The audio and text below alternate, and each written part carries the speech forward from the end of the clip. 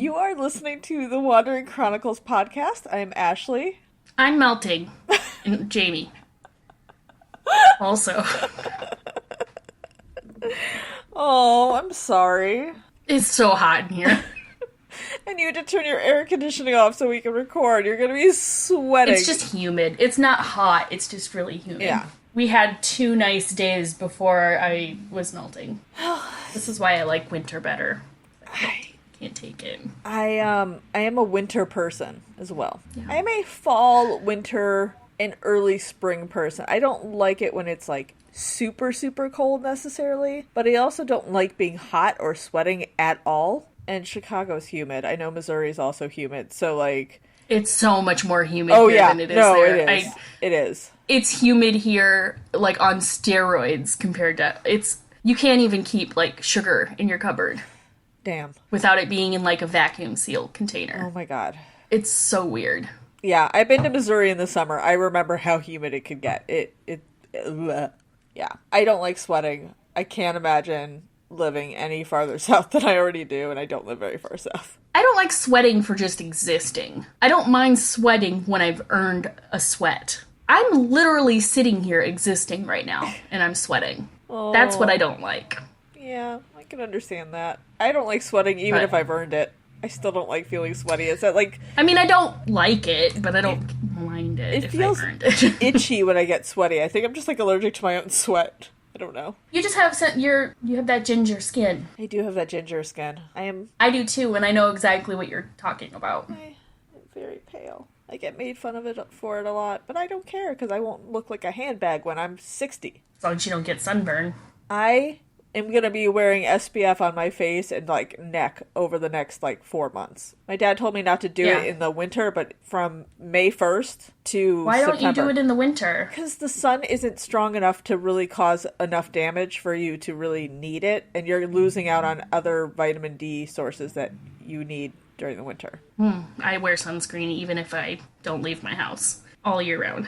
I only wear it on my face and neck during the summer, and shoulders if I'm wearing like a strapless dress or a sleeveless dress. I use it. My dermatologist told me to use it all day, every day, unless I'm sleeping. Yeah, my dad told me I didn't need to wear it in the winter because the sun isn't strong enough here. If I were living in like Florida or somewhere that's like warm and sunny all the time, I might need it more often. What kind of sunscreen do you use? That sounds like some extra strength. Like SPF 50? Okay, it is extra strength. Yeah.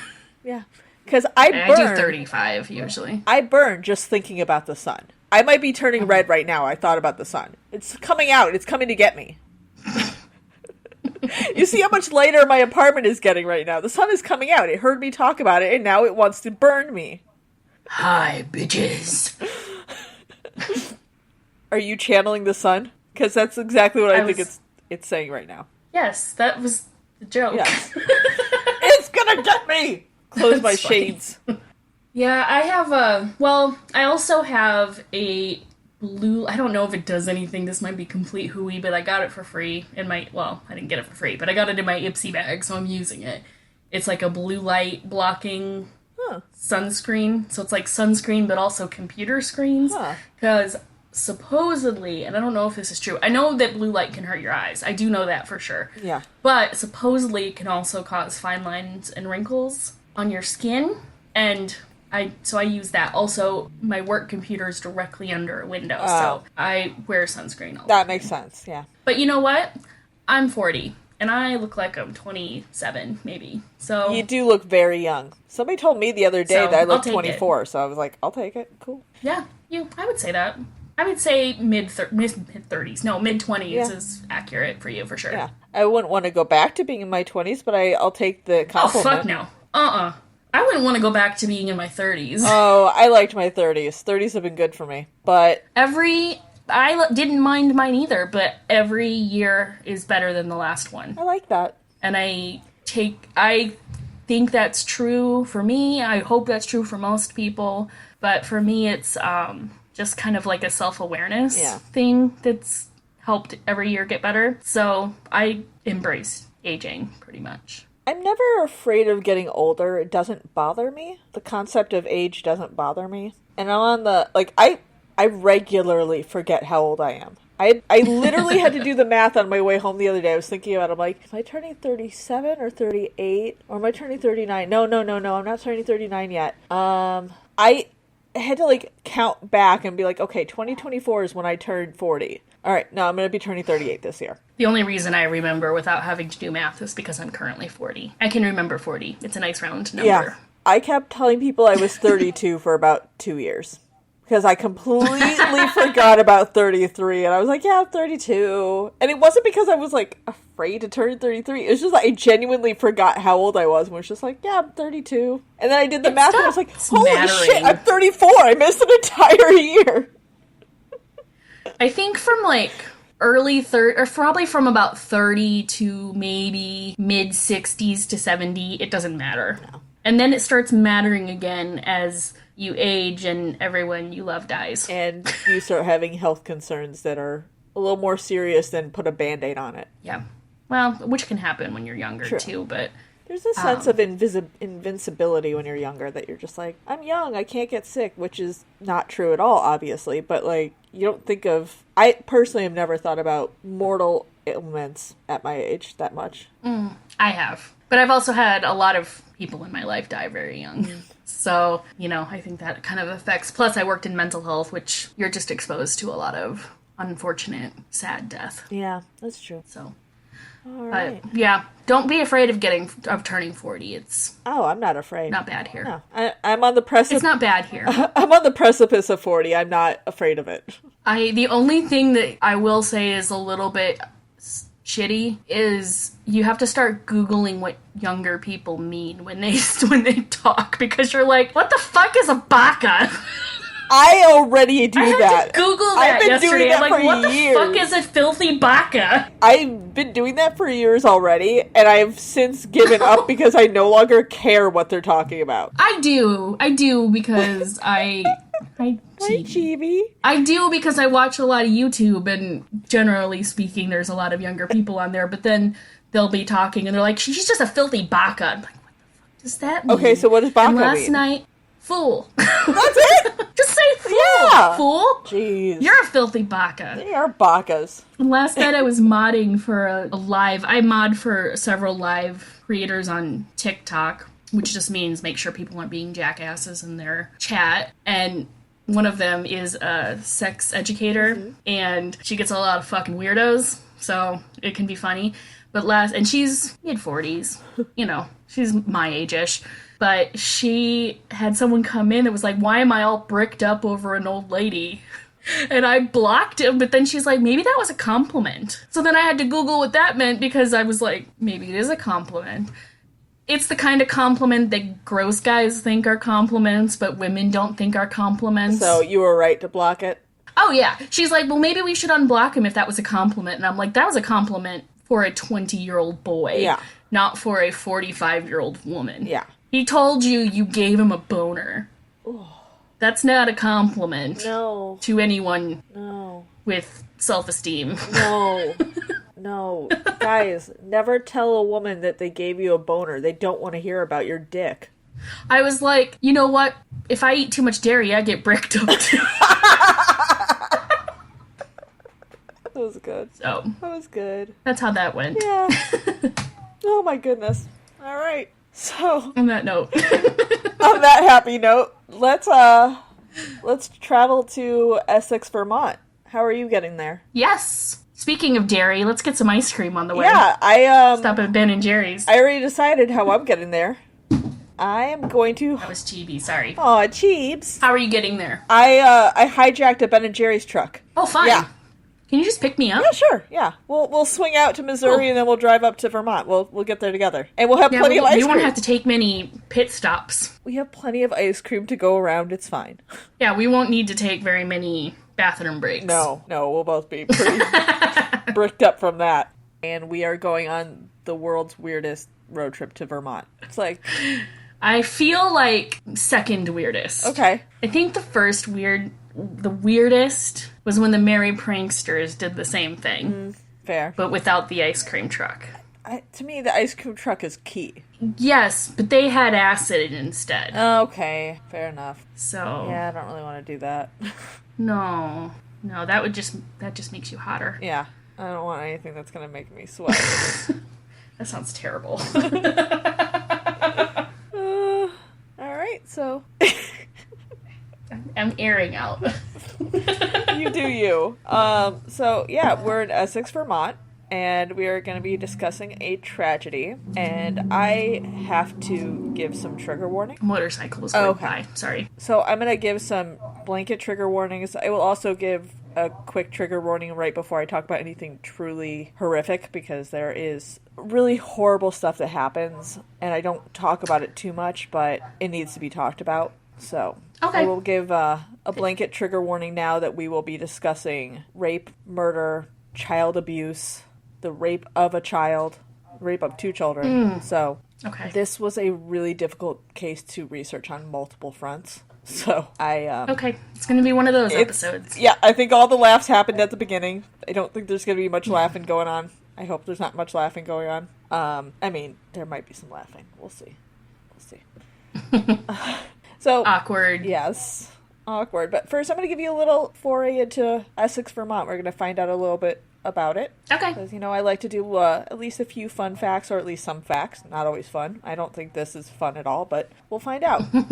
There wasn't anything like, oh, cool, this movie was shot here, or like, this town is known for this sort of like fun event. Like, there wasn't anything like that. It was just like geography and like census information. So Essex, Vermont is a town that was incorporated on June 7th, 1763, and named after the Earl of Essex. It is located in central Chittenden County. According to census information as of 2020, it has a population of 22,094 people, but at the time of this story, the population was 14,392 people. So it's grown a little bit. Ooh. How long ago was the story? This story takes place in 1981. So about 40 years ago. 41 years ago. That makes sense. 40. When is it? May 1981. So 40. Yes. Well, but yeah, I wasn't alive either way. Yes. Okay, so the reason I'm laughing so hard is I literally put in my notes, so we're going to be taking a time machine to 1981. Parentheses, I'm about to make Jamie hate me a little bit. I wasn't born yet.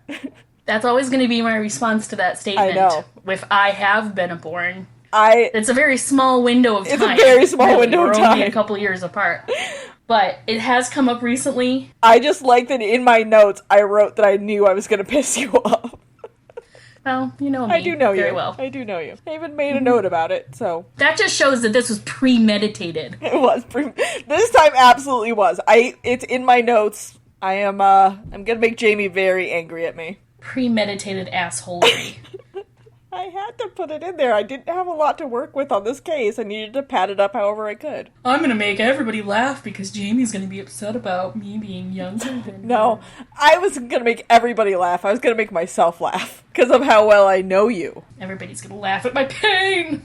Nobody's going to laugh at your pain. They're going to laugh at my bacchus. Is that a term? We've officially, we're teetering on the edge of those old people who learned a new word. But we're real close. We're, like, right there. If we keep using it, maybe they'll find a new word for it because it's a really stupid word. Yeah, they'll find a new word, and then I'll have to learn that one, too. Don't scare the young people. You can't tell me not to do something I love doing. Can't they just keep saying groovy?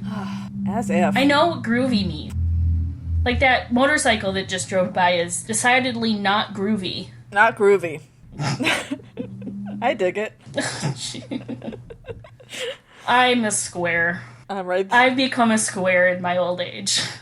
Okay, so yesterday I was on the train coming home from the studio because I spent like 7 hours at the studio. And I got on the train and like right when we got, I forgot what station, it must have been like Belmont. But I was on the train and at Belmont, I guess a Cubs game had just gotten out and a bunch of like, I'm not going to sugarcoat it, a bunch of idiots got on the train. Mm-hmm. And like, they're not wearing masks, which whatever, the federal mask mandate's been lifted, so people don't have to. I still do, and a lot of people still do, but, like, they don't have to anymore. So it's like, I can't glare at them because they're being irresponsible. They're being irresponsible. They're not forced to do it anymore. Stupid Florida judge. But, so the point of the story was I was, like, giving this guy a dirty look because he was smoking his vape pen on the train, which is illegal. And he looked at me, he's like, what? It's just vape. And I just completely ignored him. I had my headphones on. I was just ignoring him because I don't want to have any part of it. But him and his dumb friends are talking, and this girl is, like, clearly drunk, and she drops her phone, and she's, like, confused as to which train they're on, and they were like, oh, we're getting off at the Chicago stop, and I'm like, great, they're not getting off sooner, so I still have to ride the entire time I'm on the train with them. And as soon as I got off the train, I kind of mumbled to myself, I'm not fit for being around humans. I'm not meant to be a social creature. No, especially not drunk. Ugh, that was the worst. D-bag humans. That was the worst. I've had a very similar experience on the same exact train from the same exact stop. Yeah. When I went to see Dave Matthews Band play at Wrigley Field. And as much as I do really enjoy I enjoy Dave Matthews Band fans are a bunch of fucking D-bags, generally speaking. Yes, they are. Yeah. And I say that as a fan, so I don't know whether I'm part of that group or not. I don't think I am, but other people's mileage might vary. But we were on the way to, Jeff and I drove down there with some of our friends when we were living in Pennsylvania, and we were on the train to the show, and clearly this group of people had, like, been pre-gaming all day. They were shit-faced, and there was, like, one girl in a group of, 15, 20 dudes, and she was just like, oh my god, I'm gonna be such a slut later! And I was like, girl, I can't. I really can't. No. So I talked Jeff into getting off the train with me and waiting for the next train. Oh my god. Getting on and going. So I'm like, I can't. Oh my god. No. I literally just, like, turned my music up and was just like, I'm just gonna look at my phone and just ignore them. Because, like, there was nowhere to look without looking at one of the people from that group. Because they were all, like, sitting and surrounding me. And I'm like, fuck. Get away from me. But Belmont is a weird stop. Because a lot of the weird stories I've had on the train, whether it's the red line or the brown line or the purple line, all somehow revolve around Belmont. It's just a weird access point. I would say I've had a weird brown line incident at Belmont as well. Yeah. Very late at night. Yeah. Very late at night, like one of the last rounds. Oh, wow. That is late. And I was, like, very uncomfortable. I was like, and I was probably the only woman there. Yeah. And there was just a guy that, like, there were two people on the platform, and it was me and this guy, and I was there first, and he decided to stand directly next to me in this entire platform, and then sit next to me on an empty train, and I'm like, why? Why are you doing this? Nope. Absolutely not. Yeah. No. Mm-mm. No. That was the one time I skipped between trains. Yeah. I went from one car to the next, which I don't think you're supposed to do. No, you're not, but people do it all the time. I know, but I've always been too scared. I'm like, what if I fall off? Die. I know. I feel the same way. That's why I've never done it. I usually just wait for the next stop and then just run to the next car over afterwards. Yeah, no, I did it that time because I was like, this guy's making me uncomfortable. Yeah. So I went closer to the conductor and I was like, I'm just going to sit up here. Did I ever tell you about the time I was on the train? And this is all between one stop on the red line. I was going from Fullerton up to, I forgot what stop I was going to, but this happened between Fullerton and Belmont on the red line, which, it doesn't make any stops in between. And it's a packed car. It was like Labor Day weekend. I forget where I was going. It doesn't matter. It was Labor Day weekend. It was like 5 or 6 years ago. The train is like sardine can packed. Ugh. And, I mean, the red line usually is until Belmont, and then it usually empties out because people go to the brown line or the purple line, or they get off there. Mm-hmm. So, going one stop in a sardine can packed train, all of them are going to be like that, so you can't avoid it. So, I'm on the train, and I'm standing by the doors because I can't stand anywhere else. And these two guys are sitting next to each other, and they're both wearing a shirt color similar to yours. It's just a little more like goldenrod and less yellow. And they're both wearing like similar colored shirts, so I thought they were like together, like they'd been like volunteering somewhere and they were wearing volunteer shirts. Mm-hmm. Yeah. And one of them, the one who was sitting close to the window, we'll call him Man A, and then Man B is the one sitting on the edge. Man A starts yelling at Man B. And Man B when he's talking, is slurring his words really badly. So fucking drunk. And so Man A yells at him and he starts screaming at him about spilling alcohol on him. And he's screaming, like freaking out. And so Man A stands up, Man B stands up, but Man B is so drunk he can't stand up, so he falls down. And the guy, Man A, comes over and he starts yelling at him and trying to kick him. But then Man B lodges his head between Man A's legs. Again, not sure what the logic was. And everybody on the train at this point is watching and screaming for him to stop kicking this guy. That's never acceptable, and the train no matter is what moving, the person did. And it's so... Oh, I 100% agree. It's just, this story is so fucking weird. So, everyone's screaming at him to stop. The train is still moving, so he can't really, do much, because, the train's not steady. It kind of rocks a little bit. And, so Man A is having trouble even, doing anything, because the train is so packed. And it's not, he can't really move. And so, Man B somehow, crawls away during all of this. I don't know how he did it, but he made it to, a door, and he walks out the door, and the train comes to Belmont, and people get the conductor out, and the conductor comes in and he's like, what was going on? Why are people freaking out? And the Man A is just this guy's drunk and he's spilling alcohol everywhere and he smells terrible, and just screaming about it, super mad about this guy spilling alcohol. And the guy is fully gone. The guy has crawled out of the train and is walking past the windows. Right as Man A points out the window, goes, "That's him!" And Man B just stops and pauses and looks inside the car. And the conductor's just like, come here.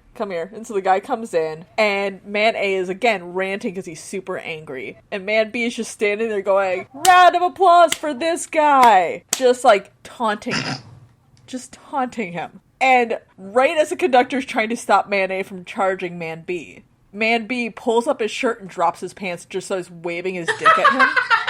What? He's just helicoptering. Man A gets so... This is why I tell the story, because it's so fucking weird. So at this point, Man A cannot be contained. The conductor can't hold him back, so he just charges at Man B. Man B is standing 3 feet from me, so I just got off the train, walked to the next one down, and everyone's like, what the fuck's going on? Why have we stopped? I'm like, there's a naked man taunting somebody. There's a naked man swinging his dick at another guy. It's weird. Very weird. Yes. Some guy's helicoptering. Yeah, he literally taunted the guy and then dropped his pants. Wow. You know what makes that story even better? The entire time when you were saying it, when you said Man A, I heard mayonnaise. Mayonnaise and Man B. The funny part is, I still to this day don't know if he purposely dropped his pants or if his shirt was holding his pants up, and when he lifted up his shirt, his pants just fell. I don't understand the physics of that. I don't either, but I don't think his pants were fully on to begin with, so I don't know if, maybe him tucking his shirt in had, kept his pants up for, a few minutes, but he wasn't wearing underwear, so obviously his dick just popped out and started waving to him, and that was enough for me to go, I'm out, goodbye. I don't want to see anyone's penis. Anyone. It's not the first time I've seen somebody's penis out in public. No, and me neither. Unfortunately, I've seen that too. Plenty. On public transportation, no less, in Chicago. But that doesn't mean that I want on public to transportation, ever. on the street. Yeah, on the street, walking off a train platform out of the station. Some dude had his pants down and was just, waggling it at people. I'm like, city life, it's weird. I went to a concert 5 years ago or so. It was what's it called? Way back 90s. It was all these, bands from the 90s, right? 311 was playing. That's why I was there. I was there to see 311, because that's my shit. And I went with a couple friends, and before, 311 was, the headliner. So before that, a bunch of other bands were playing. There was this one band called Local H. Have you ever heard of Local H? Okay. Yes, I have heard of Local H. Okay, they're kind of like a one-hit wondery type band, so I wasn't sure. Yeah, I do remember them. So they're playing, and I was like, this is a great opportunity to go to the bathroom, because I don't give a shit about this band. Yeah. And so we were up at the top. I don't like to fight crowds at concerts. Unless I have a ticket for a seat in the front, I'm always, way in the back, because I just would rather... Yeah. I'm there for the music. I'm not going to be able to see anyway. I'm short as fuck. So I like to be in the back. We were walking around, the fence line. It was an outdoor amphitheater. And we're walking around the fence line, and there is a guy standing up against the fence with his wiener through the chain link, and a woman on the other side of the chain link pleasuring him, giving him a mouth hug. Oh. I don't like the term mouth hug. It was better than the alternative. I was very uncomfortable. I'm uncomfortable talking about it. I was like, we're here. And there were like a crowd of people around him, like cheering him on. And I'm just like, I don't want to be here. We're listening to all the music that was playing when I was a child. And this is happening. Please. This is so fucking weird. Stop. Also, I don't know how she got there. Well, obviously she wasn't there for the concert. She just kind of was there. So the amphitheater was on like a moderate incline down to the stage, right? And then there's the fence, and then the other side is like this. It's like a very sharp incline. Like a severe incline. How the fuck did she get there? Did she just... She must have just hopped over the fence. But then I'm like, why did you do... What? Is it a thing that somebody wanted to, I hate to say this, get a mouth hug? I don't know. From the other side of a chain link fence? People be wilding. Like the world's worst glory hole? Like, you can see everything. That's not a glory hole. You're not supposed to be able to see the person on the other side with a glory hole. Yes, exactly why I said, like, it's not a glory hole. I also don't understand how the spectators got there. Because there were people literally all around. Yeah, I don't know. And my friend stopped to watch. I'm like, no.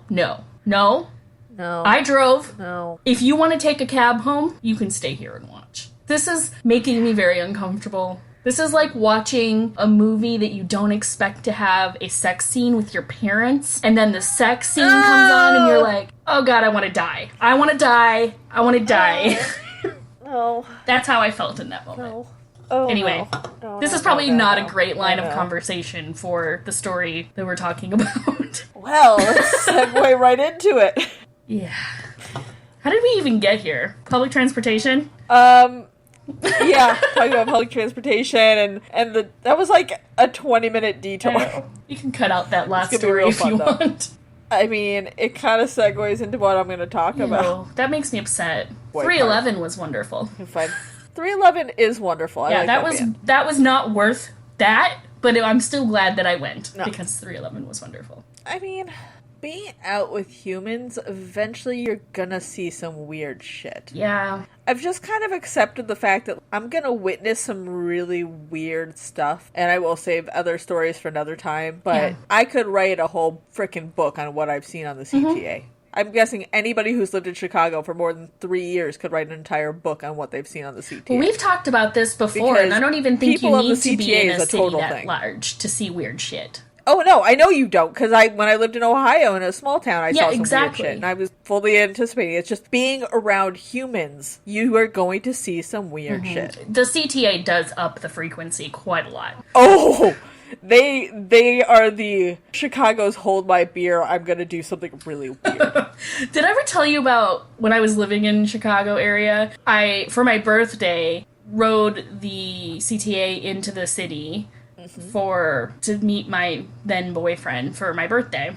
And it was like 4 p.m., so there were a lot of people. And I just brought my book, because it's like an hour, Yeah. So I brought my book, and I was just reading my book. And there was this guy next to me who wasn't mentally well to some capacity, I don't know.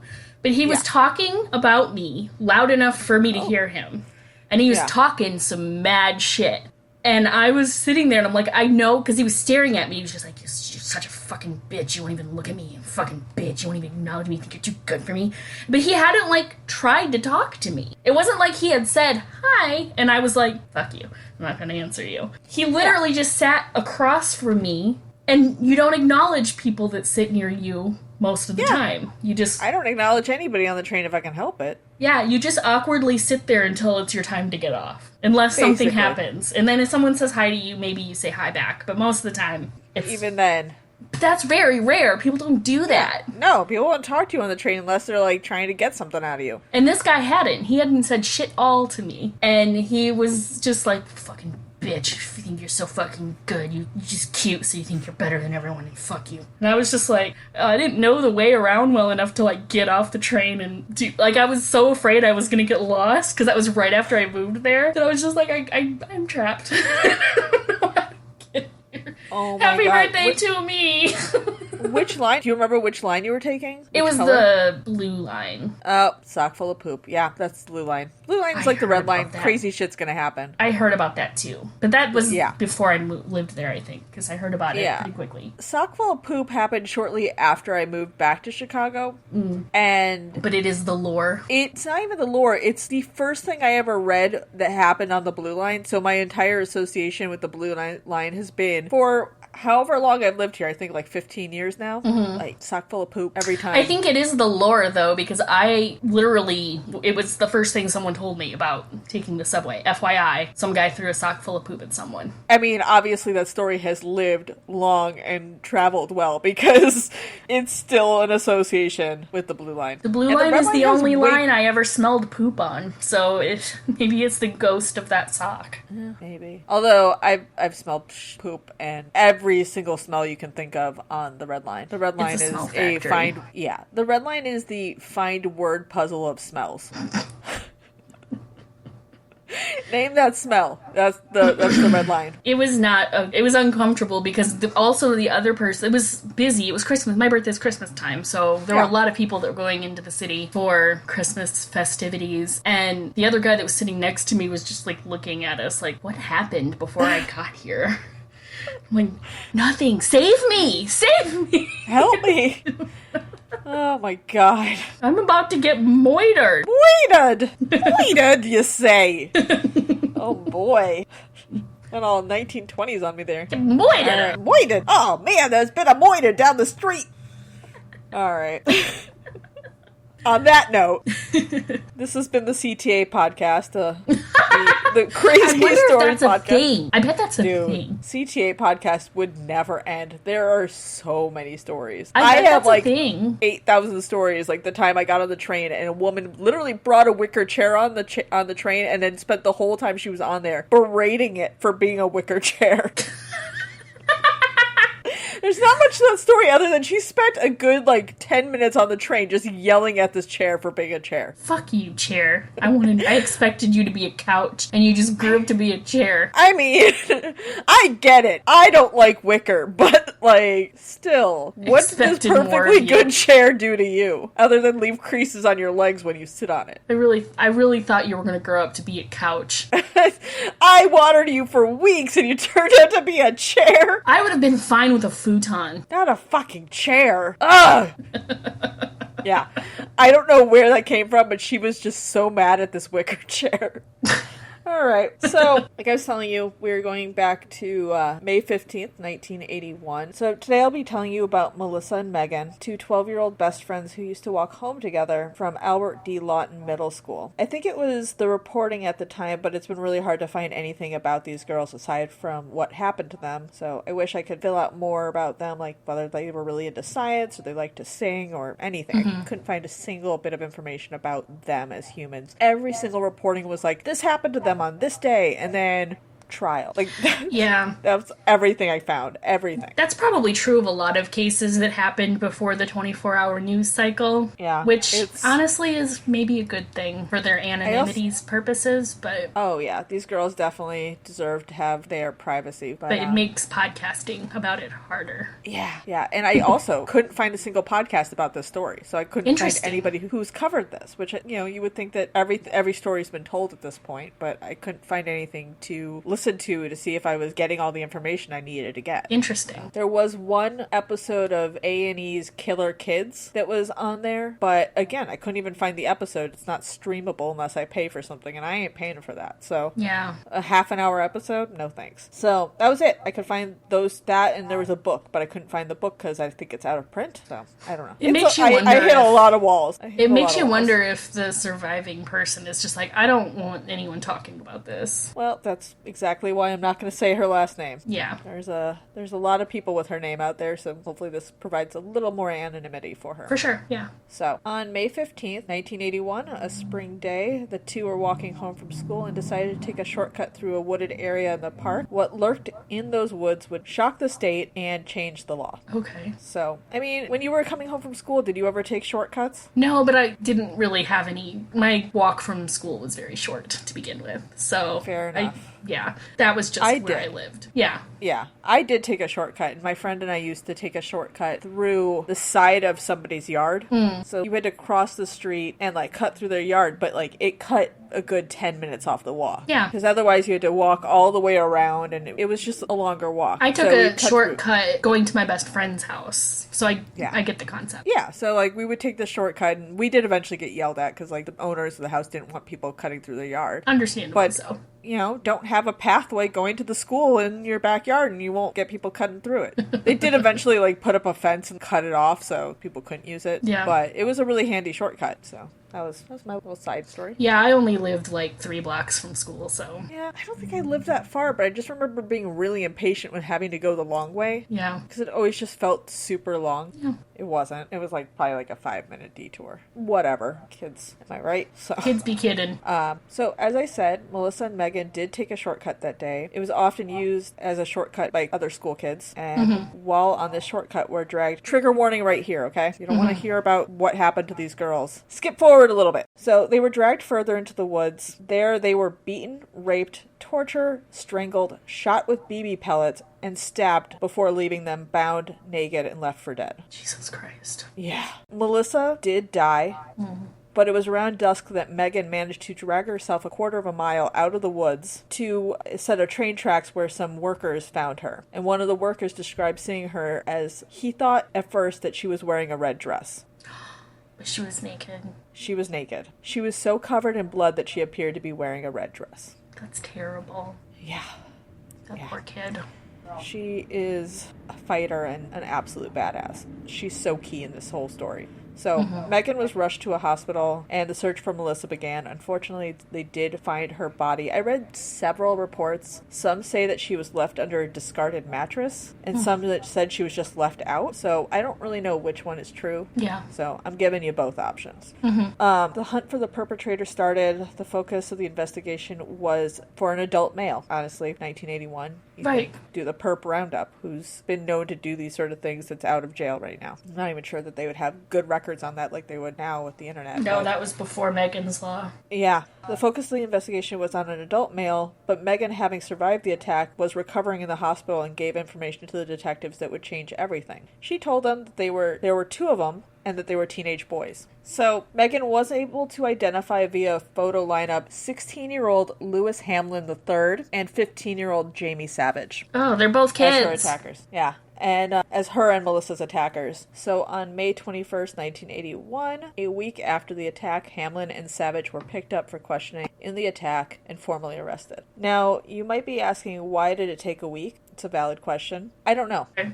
I'm guessing that somewhere in that timeline was Megan recovering in the hospital enough to give information, and also them just trying to identify them and get her the photos so she could take a look. Right. I'm guessing there was obviously some time in between, but I cannot stress enough how brave and strong this girl is. That's horrible to go through. For sure, yeah. She survived. So, Hamlin was arrested in connection to the attack and would face trial, but Savage would not. This is where the legislative change comes to play. Public outrage over the fact that Savage, who was 15 at the time of the attack, could not be tried for the crime the same way that Hamlin could. Can I look at these pictures? Yeah, oh yeah, absolutely. Okay. These guys are kind of scary. Which one was the one that didn't... So, Hamlin, I believe, is on the left, and Savage is on the right. Which one was the one that... Savage is the one who was 15, so he couldn't be tried. Because Hamlin's the one who's scary looking. Hamlin is scary looking. Real scary looking. Yeah. So we are going to take a little way back machine to 1968, when there was an outpouring of sympathy on the national level for children offenders. The thought was that they shouldn't suffer long-term consequences for the youthful indiscretions. The law stated that for certain crimes, anyone under the age of 16 could not be tried as an adult. They were placed in the custody of the state's social services until they turned 18, in which they could go free. As far as I could tell, and there was some conflicting information, but Savage I believe, was sent to serve 2 years out of state in a juvenile detention center. It was only 2 years because at the time that he was sent out, he was 16. At the time, Vermont did not have a single facility to hold juvenile offenders. They were placed through social services, either in foster care or being sent out of state to a facility. Wow. Yeah, learning a lot about Vermont's justice system. So, Megan testified at a pretrial hearing that her and Melissa's attackers dragged them further into a wooded area. She described the attack and said that one of them had a short growth of hair on his face, that he had worn heavy-looking boots that he had used, and I'm going to insert another quick trigger warning. He had used them to stomp Melissa on the back, and the other attacker had worn sneakers. Yeah, sorry. That's going to be my last trigger warning, though, so we're not going to be talking about anything too disturbing after this. Okay. The trial was intense. In the trial, it was revealed that they had... Okay, I was wrong. One more disturbing thing to say. Sorry. It was revealed that they had planned to attack and get sex from some girl. It wasn't specific to Megan or Melissa. They just happened to be taking a shortcut when they were spotted by Hamlin and Savage. Apparently, they had been planning it for about 3 weeks. Jesus fucking Christ. Yeah. So, Hamlin's mother, Mary Hamlin, testified that at the time of the attack, he had been suspended from school. He attended Burlington High School 3 days prior for fighting another student. That even makes sense. Yes, he had attended school. He was suspended from the school he attended 3 days earlier for fighting another student, I think is what you meant to say. Yeah. Should have reread my story before I started reading it out loud for the podcast. I did not reread it this time. He had been spending most of his time at Savage's house, only coming home to change his clothing. On May 15th, he returned home to show his mom a pellet gun Savage had given him, then left to go see Savage, taking the gun with him. He returned again later that afternoon and asked his mother to cut his hair, and he shaved off his facial hair. That's why in the photo of him being arrested, he doesn't have facial hair. And he had cut his hair, so that's why he also looks like he has a fresh haircut. All right. So, several people said that they had seen the boys in the park that day using the pellet gun to shoot squirrels. Kathy Bailey, who at the time had been renting a room in Savage's house, said she frequently saw the boys at the house and said that day Savage was wearing sneakers, which he almost always did, and that Hamlin had been wearing his usual boots. So, sneaker boots, they were known for these things. On top of that, Evelyn Comstock, who was 15, said that she and her sister had been talking to Hamlin and Savage a few days after the attack. The news had shocked the community. Comstock said she had wondered out loud who could have done it. Hamlin says, actually, we did it. And Savage told him to shut his bleep mouth and gave him the evil eye. Jesus fucking Christ.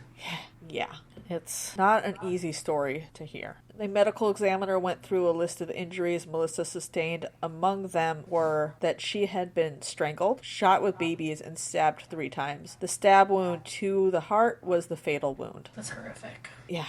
During the trial, Hamlin said, I'm sorry for what happened. I'm not asking to be let out. I'm asking for help. 3 weeks ago, I gave my life to God. I'm now a born-again Christian. The psychiatrists have said there's no hope for me. They're wrong, and I know it.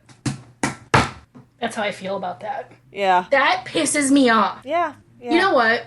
You can delete this if you want, but this is a particular frustrating thing for me about Christianity. How? How can you believe in any of it when that shit, that loophole, is allowed? Yeah. Well, it didn't help his case that he was a born-again Christian. It didn't help his case. I'm grateful. It probably would have, depending upon where he lived. Yeah. But I think in maybe certain not, states because that those would have places helped. that would have been potentially impressed by that tend to be even more brutal with their punishments. So Yeah, so... And that's just... It's just such a fucking cop-out. Yeah, he found God in prison. Okay, cool. Congratulations. You still did a horrible thing, and you are still going to be punished for it, so... Too late, motherfucker. Would have been nice if you had done that and become a decent person. Not that if you need God to make you a decent person, then that's a whole different argument. Absolutely not. But you do if not you need God that to kind be a of good morality check, good. Find it before you fucking murder somebody. Yes. Thank you. I will not be cutting that. Unless you want me to, I will not. Religion talk is hairy, and I get that, but it feels, every time I hear about that with criminals of this caliber, we're not talking about someone who's in prison for stealing $25 worth of food to feed their family. Like, that isn't the same thing whatsoever. No. Apples People who are taking innocent lives because they want to, quote, get sex Yeah. Sorry, it's dude. fucking terrible. It's fucking terrible. You don't get to be forgiven for that. That's not the kind of act that you get to takesy backsies on. No. There's no going back on that one. You did what you did. Now live with it. God might forgive you, but I won't. There we go. It really does piss me off when people are like, I found religion in prison. Congratulations. Yeah. Isn't that fucking convenient? Yeah, how wonderful for you. That's so great. How convenient of it. Great timing. Also, you have nothing else to do. Yeah. When you're in prison, you're pretty fucking... Your schedule's pretty... You got a lot of fucking time on your hands. Your schedule's pretty fucking wide open. Yeah. All of a sudden, you got time for Jesus. Yeah. Well, fuck that. So...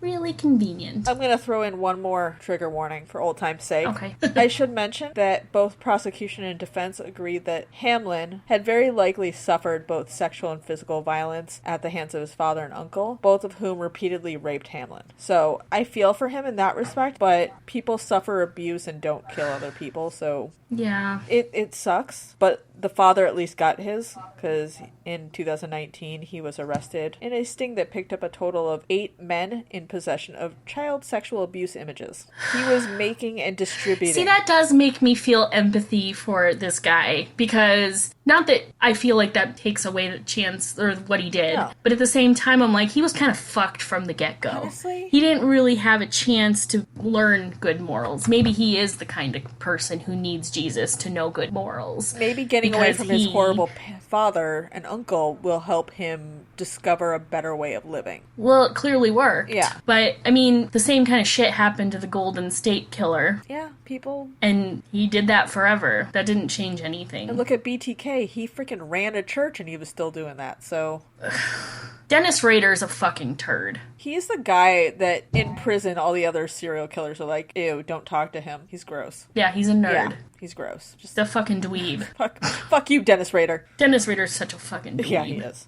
He named himself. Yeah. He gave himself a fucking moniker. Yeah. He's so pathetic. And then he got himself caught because he's a dumbass and pathetic. Well, no, he wanted the attention, didn't he? Wasn't he one of the ones that was sending letters to the newspapers and shit? He was doing that, and then he sent a floppy drive to the police and was like, you can't trace this, right? And they're like, no, we can't trace it. Go ahead and send it. And they were able to trace it and find out where it was written, and they found him. He's so dumb.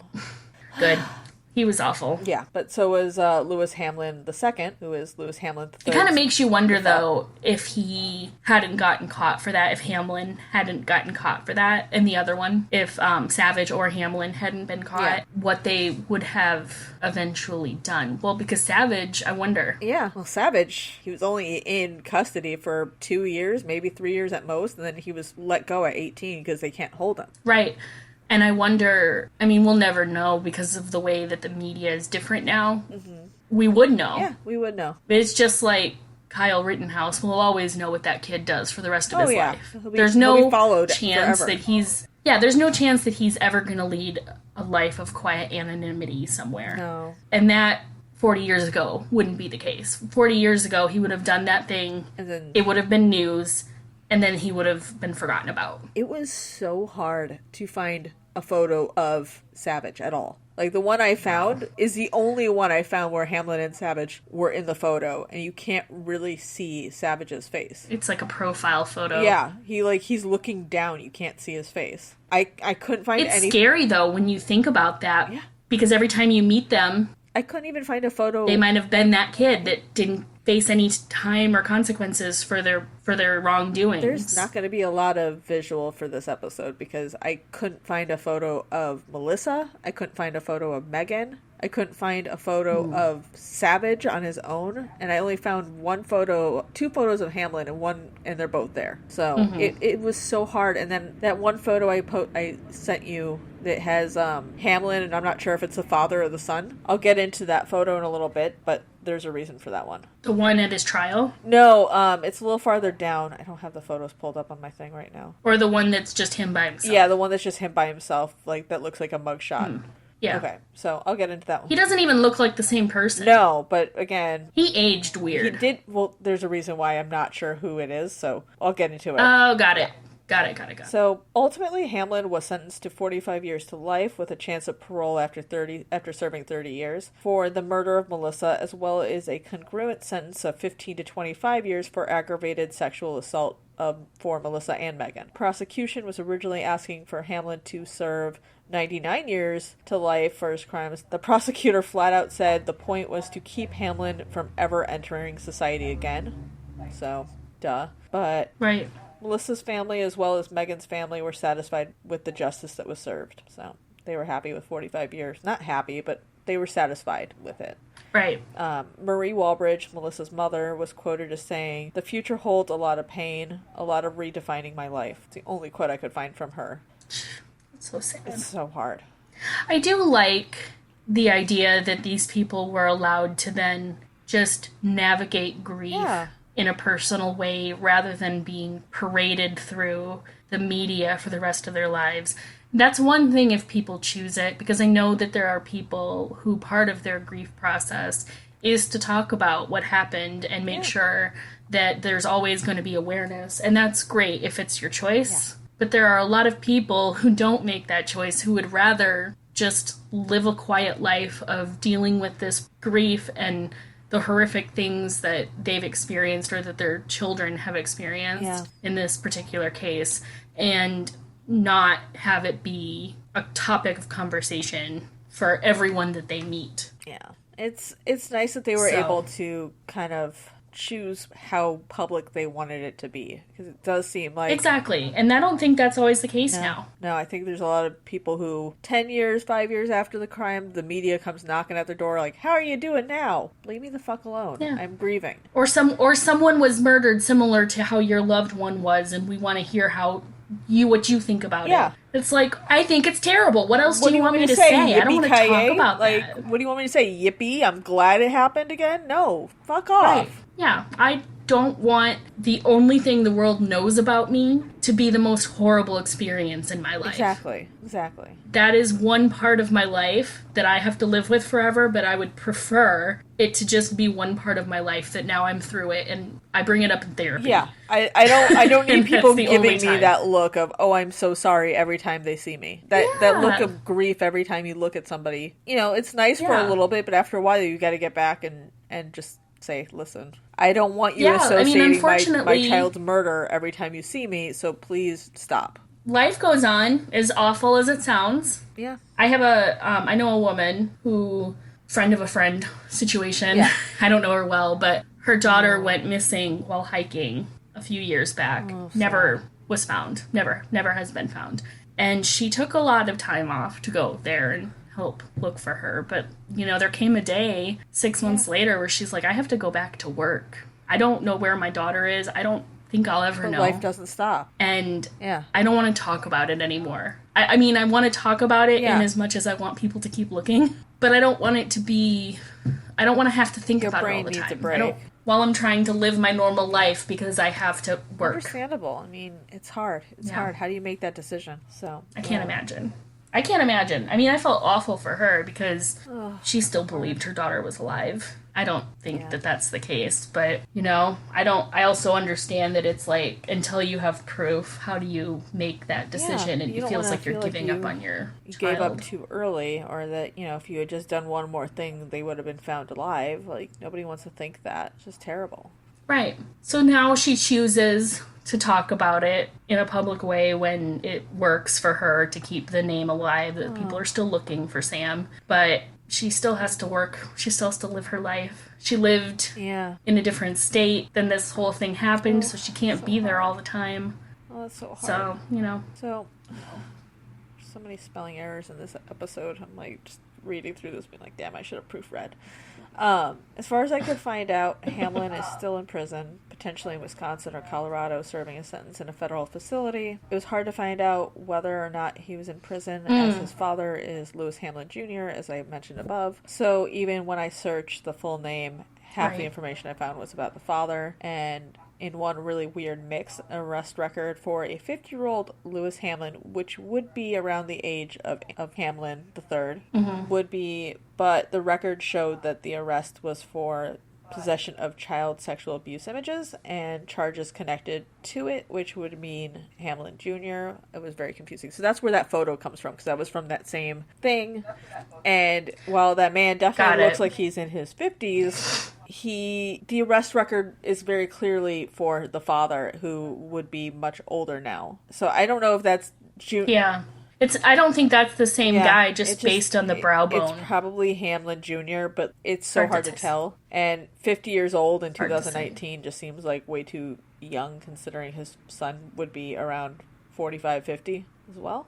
Yeah, or maybe the age is a typo and this is him and he just looks young. Sometimes that happens, man. Weird. So by early June, Eric Walbridge, Melissa's father, had acquired 27,300 signatures calling for a change in the law. He said, "This is what the little guy wants from his government." Now, it just wasn't this case that drove the legislative change. Obviously, in the 1980s, for anyone who doesn't listen to true crime podcasts, there was the Satanic Panic rise and just the rise in crime in general. So there were other situations going on that made them want the change, but I think the situation with Melissa and Megan was the catalyst that really pushed it over the edge, especially in Vermont. So with the backing of then Governor Richard Snelling and the urging from citizens, within 2 months, the legislative body had convened a special session to change the 1968 law. They did end up changing the age from under 16 to over 10 years old.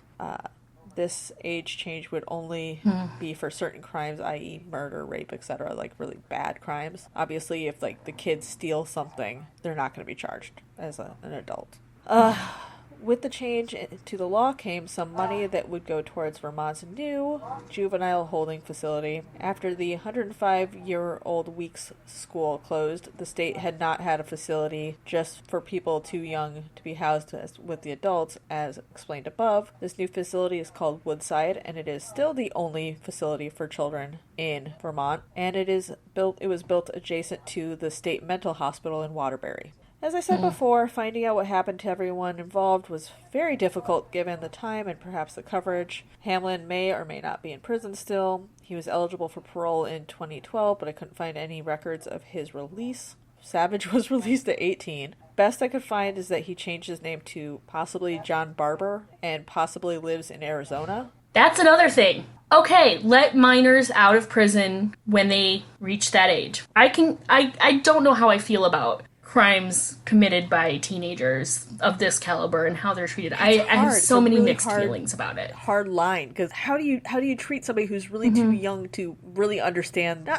but their brains are just addled with hormones. They're not thinking straight. So who they are at 16 is not who they are at 26. Well, also how much of that is influenced by their peer, like two dumbasses playing off of each other. An older person might be able to say, this is shitty. What we're saying is shitty. This is my line. I feel like that is harder for a younger person to do, but I will say, I may not know where I stand on any of that. I do not think they should be able to change their fucking names. That should not be happening.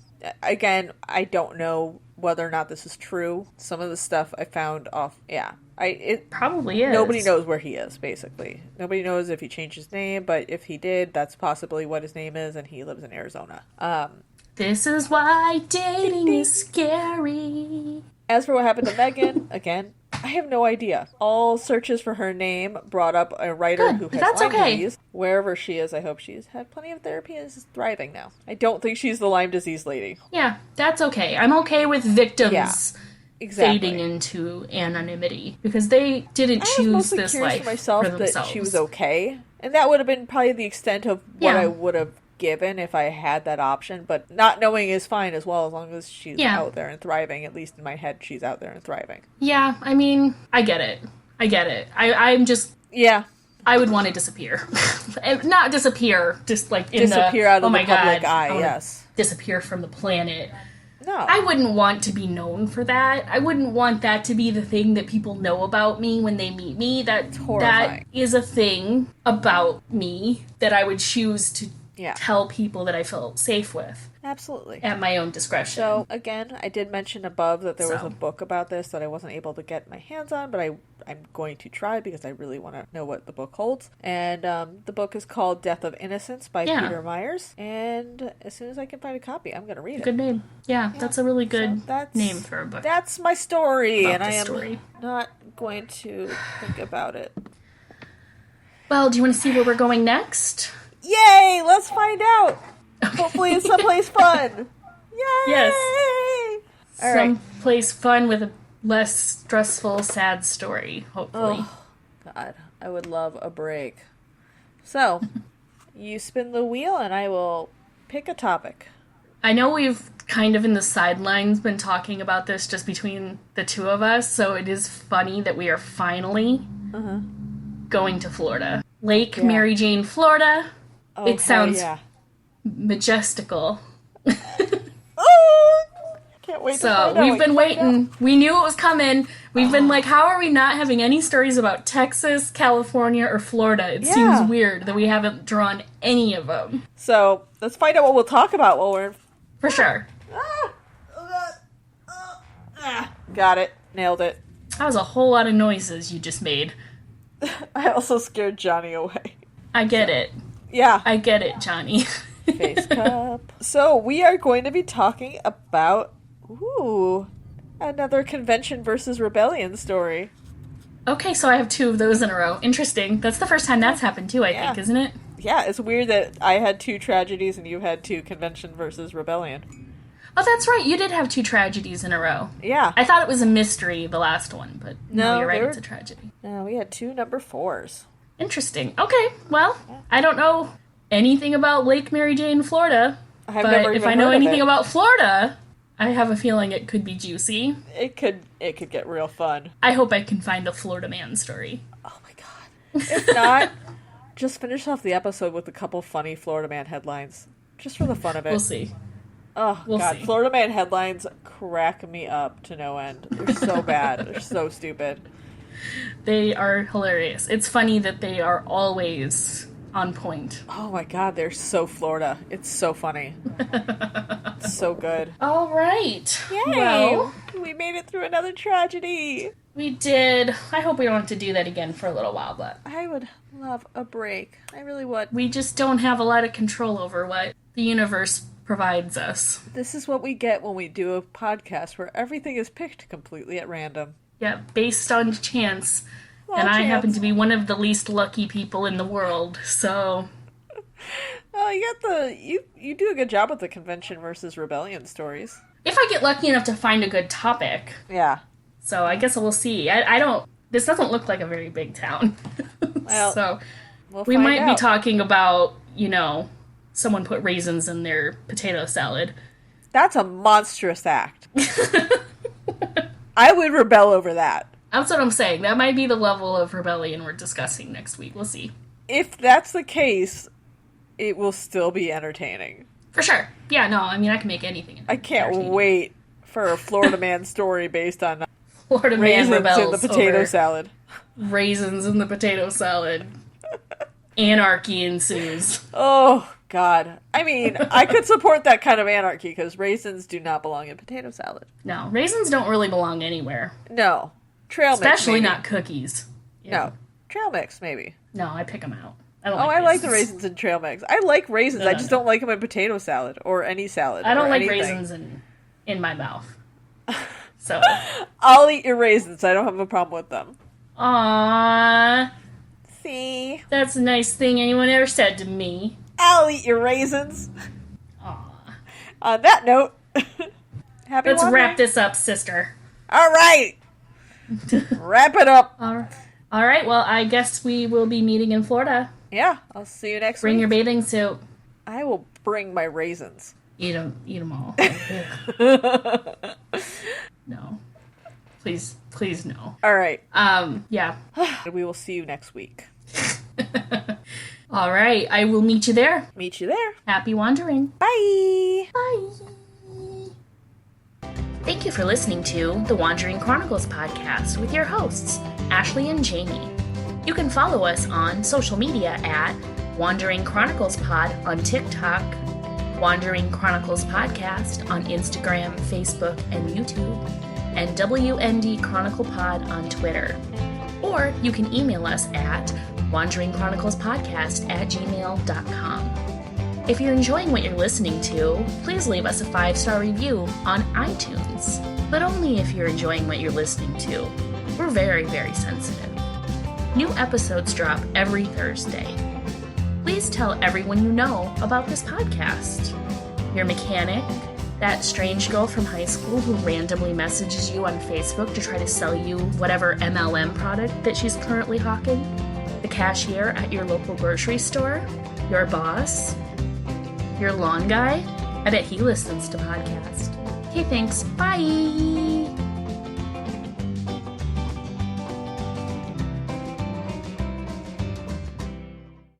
His wife owes money all over town and she barfs on my rug?